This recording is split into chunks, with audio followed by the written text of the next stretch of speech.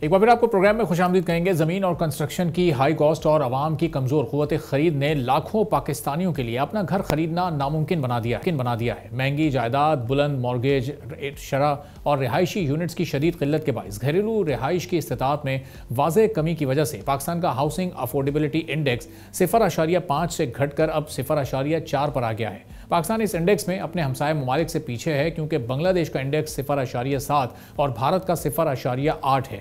عالمی بینک کے مطابق پاکستان کو تقریباً 1.20 کروڑ گھروں کی کمی کا سامنا ہے۔ اب حالیہ سیلابوں نے شمالی علاقوں خیبر پختونخوا اور پنجاب میں تقریباً 25 لاکھ سے زائد افراد کو بے گھر کیا اور ہزاروں مکانات اور کاروبار بھی تباہ ہو گئے ہیں۔ رہائش کی بڑھتی ہوئی کمی معاشرتی استحکام اور معاشی ترقی کے لیے بھی سنجیدہ خطرہ ہے۔ ایکسپرٹس کا اس حوالے سے کہنا ہے کہ اس مسئلے سے نمٹنے کے لیے آمدنی میں معاونت، ہاؤسنگ فائنینسنگ میں اصلاحات اور پائیدار شہری منصوبہ بندی پر مبنی ایک مخصوص حکمت عملی اپنانا ضروری ہے۔ حکومت، پرائیویٹ سیکٹر، بینکس اور کنسٹرکشن کمپنیز کے اشتراک سے سی پیک روٹس یا صنعتی زونز کے قریب بڑے پیمانے پر کم لاگت ریزیڈنشل پروجیکٹ شروع کیے جائیں تاکہ رہائش اور روزگار دونوں کے مواقع پیدا ہو سکیں۔ انٹرنیشنل ہاؤسنگ ماڈلز کو موسمی حالات اور شہریوں کی مالی استطاعت کے مطابق ڈھال کر اپنایا جا سکتا ہے۔ اسٹیٹ بینک نے حال ہی میں میرا گھر میرا آشیانہ پروگرام کے تحت ایک سبسڈی والی مارک اپ اسکیم متعارف کرائی ہے جس میں زیادہ سے زیادہ 8% سود پر 35 لاکھ روپے تک کی فائنینسنگ کی سہولت دی گئی ہے۔ پنجاب حکومت کم آمدنی والے افراد کے لیے زیرو مارک اپ اسکیم کا آغاز کر چکی ہے۔ حکومت کو فائنینسنگ کی حد کو 35 لاکھ سے بڑھا کر کم از کم 1 کروڑ روپے تک کرنا چاہیے تاکہ درمیانی آمدنی والے افراد، تاجر اور بیرون ملک مقیم پاکستانی بھی اس اسکیم سے کچھ فائدہ اٹھا سکیں۔ حکومت کی جانب سے جامع مالیاتی پالیسی نہ صرف رہائش کی کمی کو دور کر سکتی ہے بلکہ افورڈیبلٹی انڈیکس کو بھی کسی حد تک بہتر بنا سکتی ہے اور پھر کنسٹرکشن اور متعلقہ انڈسٹریز کی گروتھ کا سبب بھی بن سکتی ہے۔ اب اس پر چیئرمین آباد ہمارے ساتھ موجود ہیں، ان کی اس سے متعلق کیا سوچ ہے اور کیا تجاویز ہیں اس پر ہم بات کریں گے۔ بہت شکریہ حسن بخشی صاحب، پروگرام کے لیے آپ نے وقت نکالا۔ اب یہ جو اسکیم گورنمنٹ نے شروع کی، میکسیمم اس میں جو لون دیا جا رہا ہے وہ 35 لاکھ روپے ہے۔ آج کیا جائیداد کی قیمت اتنی افورڈیبل ہے کہ 35 لاکھ کا قرض لے کر کوئی ایک درمیانی آمدنی والا یا کم آمدنی والا شخص کوئی اپنا گھر خرید سکتا ہے؟ بسم اللہ الرحمن الرحیم۔ سب سے پہلے آپ کا شکریہ کہ آپ نے مجھے موقع دیا بات کرنے کا۔ دیکھیے، یہ اسکیم آج سے 4 سال پہلے بھی سبسڈائز لون کی پاکستان گورنمنٹ نے انٹروڈیوس کی تھی اور اس وقت لون کی جو شرح تھی 5% اس پہ انٹرسٹ پہ، وہ 5 ملین تھی اور جبکہ ڈالر 140 روپے کا تھا۔ آج ڈالر بڑھ کے 280 روپے کا ہو گیا ہے اور 5% پہ لون کی شرح کم کر کے 20 لاکھ کر دی گئی ہے اور 20 سے لے کے 35 لاکھ تک 8% پہ لون دیا جائے گا۔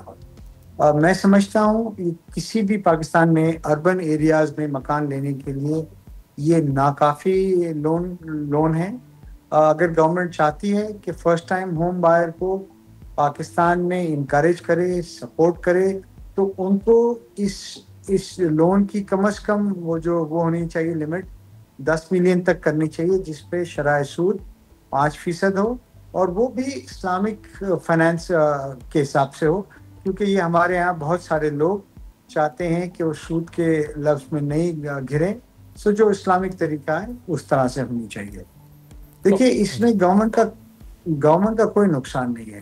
اگر یہ نیچے کریں گے اور لوگ مکان بک کریں گے، خریدیں گے، تو یہاں پر کچی آبادیاں، سلمز اور ایلیگل ہاؤسنگ رکیں گی، کیونکہ آج کے حالات میں ہر کسی کی افورڈیبلٹی سے باہر ہو گیا ہے۔ اور جب یہ رکے گی اور ریگولیٹڈ ہاؤسنگ ہوگی تو آپ کے پاس، حکومت کے پاس، نہ صرف ڈیٹا ہوگا بلکہ جو 72 الائڈ انڈسٹریز ہیں جو اس کام کے ساتھ چلتی ہیں، وہ آج 30-40% پروڈکشن پہ ہیں، وہ 60-70% پہ آ جائیں گی، جس کی وجہ سے آپ کے پاس ہر سال کم از کم 2 ٹریلین روپے جنرل سیل ٹیکس میں جمع ہوں گے اور آپ کو جو سبسڈائز کرنا ہوگا وہ اینول 60 بلین روپے کا ہے۔ گورنمنٹ نے کوئی چیز اپنے پاکٹ سے نہیں دینی ہے، صرف وہ پالیسی بنانی ہے جیسے دنیا کے دیگر ملکوں میں ہوتی ہے، تاکہ پاکستانی نوجوان، پاکستان میں پہلی بار گھر خریدنے والا اس سے مستفید ہو سکے، جو کہ کوئی وہ نہیں ہے، لگژری نہیں ہے، یہ ایک نیسیسٹی ہے جو کہ guaranteed by constitution of Pakistan, روٹی، کپڑا اور مکان جس کو ہم کہتے ہیں، اور تمام پولیٹیکل پارٹیز کے مینیفیسٹو میں بھی ہے۔ صحیح. تو حسن صاحب، یہ جو 1,20,00,000 گھروں کی اس وقت کمی ہے، اس تجویز سے کیا یہ کمی بھی پوری ہو سکتی ہے؟ اور یہ کمی گھر موجود نہیں ہے، لوگوں کی قوت خرید ہے، یا پھر ظاہر گھر ہی نہیں ہے تو لوگوں کی قوت خرید بھی نہیں ہے، دونوں ہی معاملات اس وقت موجود ہیں؟ دیکھیں، یہ جو 120 مطلب 12 ملین مکانوں کی شارٹیج کا فگر ہے، یہ 3-4 سال پرانا ہے. میں سمجھتا ہوں کہ یہ آج 1.5 کروڑ مکانوں سے تجاوز کر گیا ہوگا، کیونکہ ہر سال دیکھیے 50 لاکھ ہمارے یہاں پاپولیشن کا اضافہ ہوتا ہے، تو ہر سال ہمیں 10 لاکھ مکان چاہیے، کیونکہ وہ بچے کسی ایک سٹیج پہ جوان بھی ہو رہے ہیں. سو 10 لاکھ مکانوں کی جب ضرورت پڑتی ہے، اور ہمارے یہاں ٹوٹل بنتے ہیں 5 سے 6 لاکھ مکان، سو 4 لاکھ مکان تو ہر سال کی ریکوائرمنٹ میں، اور اس میں 5 سے 6 میں دونوں لیگل اور ان لیگل ملا کے، یعنی آتھرائز سیکٹر جو بنا رہا ہے، ریگولیٹڈ سیکٹر، اور جو انلیگلی بن رہے ہیں گاؤں دیہاتوں میں اور کچی آبادیوں میں، اس کو ملا کے. سو یعنی وہ 15 ملین کا بیک لاگ اپنی جگہ موجود ہے، اور 4 لاکھ اس میں ہر سال اضافہ ہو رہا ہے. جو آپ نے کہا قیمت طاقت خرید، دیکھیں جب تک گورنمنٹ لوگوں کو انیبل نہیں کرے گی، گورنمنٹ کی زمینیں قبضہ ہو رہی ہیں، گورنمنٹ کی زمینیں پہ جھوٹے کاغذات بن رہے ہیں، پر گورنمنٹ اپنے لوگوں کو وہ زمین ایک سستی قیمت پہ دینے کو تیار نہیں ہے. سو میں یہ سمجھتا ہوں کہ گورنمنٹ نے آگے آ کے یہ کام کرنا پڑے گا، اور ایک کنسسٹنٹ پالیسی 15-20 سال کی ہاؤسنگ اور کنسٹرکشن سیکٹر کے لیے لانی پڑے گی، جس میں اس کاروبار میں سرمایہ کاری کرنے والوں کو یہ اندازہ ہو کہ یہ پالیسی کے تحت ہمیں کام کرنا ہے، یہ ٹیکسیشن پالیسی ہے، یہ لینڈ گرانٹ پالیسی ہے، یہ فائنینسنگ فیسلٹی ہے، اور تبھی یہ صنعت جو کہ مدر صنعت ہے، جس کو مدر انڈسٹری کہتے ہیں، پاکستان میں چل سکے گی. دیکھیں سیکنڈ ورلڈ وار کے بعد جب جرمنی بہت برے حالات میں تھا، تو انہوں نے اس انڈسٹری کو چلایا تاکہ ان کی اکانومی دوبارہ اپنے پیروں پہ کھڑے ہو سکے. آج پورا دبئی ہاؤسنگ اور کنسٹرکشن سیکٹر نے بنایا، آج پورا سعودی عرب دوبارہ کنسٹرکشن اینڈ ہاؤسنگ سیکٹر کو پروموٹ کر رہا ہے. ہمارے پاس جینون ڈیمانڈ ہے، بیک لاگ ہے. اگر ہم یہ کام کریں، پالیسی بنائیں، یقین مانیں ہم پورا سال 24 گھنٹے بھی کام کریں تو کوئی فارغ نہیں بیٹھے گا، اور گورنمنٹ کو ریونیو بھی ملے گا. تو حسن صاحب، یہ جو ہمارا کنسٹرکشن یا ریل اسٹیٹ کا سیکٹر ہے، یہ تو انویسٹمنٹ پوائنٹ آف ویو سے بھی ایک بڑا سیف سیکٹر سمجھا جاتا ہے. پاکستان کے بڑے بزنس جائنٹس بھی اس میں انویسٹ کرتے ہیں. تو پھر حکومت ان پالیسیز کو بنانے میں پیچھے کیوں ہیں، جب ایک ریئل اور سیف انویسٹمنٹ بھی ہے، بزنس ایکٹیویٹی بھی اس سے جنریٹ ہو سکتی ہے، اس سے منسلک 70 سے زائد دیگر سیکٹرز بھی ہیں جو کہ چل پڑیں گے، پھر یہ رکاوٹ کہاں پر آ رہی ہے؟ دیکھیے، حالیہ جب کووڈ آیا تھا دنیا میں، پاکستان میں بھی آیا، اس وقت سٹنگ گورنمنٹ نے پروموٹ کیا ہاؤسنگ اور کنسٹرکشن انڈسٹری کو، جس کی وجہ سے آپ کا جی ڈی پی ٹچ ہوا 5% سے اور اس سے اوپر.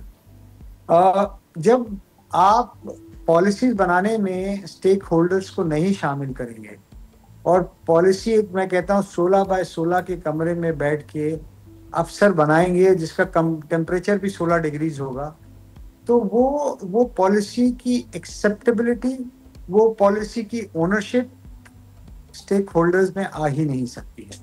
اس لیے میں گورنمنٹ کو کہتا ہوں، اور آپ کے چینل کے توسط سے پرائم منسٹر کو بھی ریکویسٹ کرتا ہوں کہ برائے مہربانی اسٹیک ہولڈرز کو ملائیں، آپ اپنا بھی تھنک ٹینک ڈالیں، اور ایک ٹائم لائن میں پالیسی بنائیں. جس طرح ابھی انہوں نے ایک پرائم منسٹر ٹاسک فورس بنائی تھی، میں بھی تھا اس میں، اور ہم نے یونینیمسلی 2-4 چیزیں طے کی، اور جب وہ پالیسی بن کے آئی تو اس پہ عمل درآمد نہیں ہوا.